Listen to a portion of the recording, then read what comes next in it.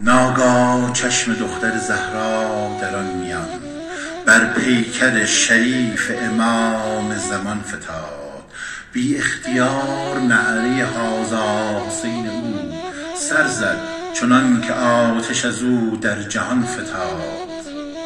پس با لب پر گره آن بضعة الرسول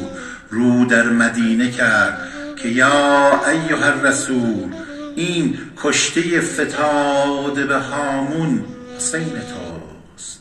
وین صید دست و پا زده در خون حسین توست، این نخل تر کز آتش جانسوز تشنگی دود از زمین رسانده به گردون حسین توست، این ماهی فتاده به دریای خون که هست زخم از ستاره بر تنش افسون حسین توست، این غرقه محیط شهادت که روی دشت از موج خونش او شده گلگون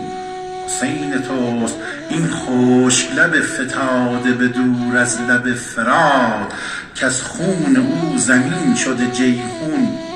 حسین توست، این شاه کم سپاه که با خیل اشک و آب خرگاه زین جهان زده بیرون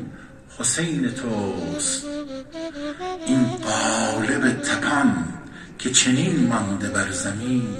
شاه شهید ناشده مدفون حسین توست. برای شادی روح پیر غلام امام حسین استاد نادعلی برفان اجماعاً صلوات.